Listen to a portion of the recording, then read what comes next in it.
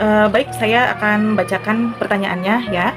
Jadi pertanyaannya adalah bagaimana caranya mencegah anak dari bahaya yang bisa datang dari orang luar, baik orang asing maupun dari orang yang dikenal tapi berniat jahat. Oke, jadi itu pertanyaannya ya. Sebenarnya hal itu membutuhkan komunikasi ya, lagi-lagi komunikasi. Jadi komunikasi yang jelas dan pastinya konsisten. Eh, ada memang ya beberapa hal-hal penting yang perlu kita sampaikan kepada anak kita. Jadi beberapa di antaranya, yang pertama itu adalah ajarkan kepada anak mengenai batasan-batasan tubuhnya. Jadi soal body safety rules-nya itu harus jelas ya Bapak Ibu. Anak harus tahu bagian tubuh mana yang tidak boleh disentuh oleh orang lain. Jadi kenalkan konsep area pribadi dan sentuhan tidak nyaman. Jadi itu yang pertama ya. Yang pertama ini tentang bagian tubuh dulu. Kemudian yang kedua itu adalah waspada ya. Jadi ajarkan kepada anak mengenai waspada. Jadi waspadai trik umum orang jahat. Jadi kita sebagai orang tua harus mengajarkan kepada mengenai waspada. Jadi waspadai trik umum orang jahat.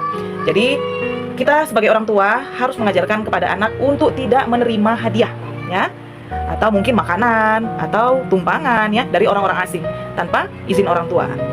Dan yang ketiga, kita harus latih anak untuk menghadapi situasi darurat. Jadi kita harus mengajarkan kepada mereka apa yang harus mereka lakukan jika mereka merasa terancam atau mereka merasa tidak nyaman ya. Jadi misalnya ada orang asing yang mereka tidak kenal, terus-terusan ngajakin, ayo yuk sini om anterin pulang ya, di sana mama lagi nungguin.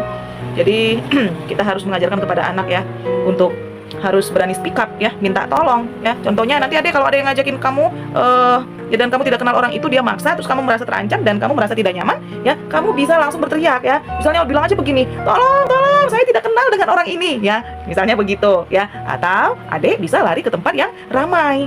Nah, itu dia yang ketiga. Dan yang keempat, Bapak Ibu, kita bisa buat aturan dari rumah ya. Dan ini kembali lagi seperti apa yang saya sampaikan di awal tadi, harus konsisten.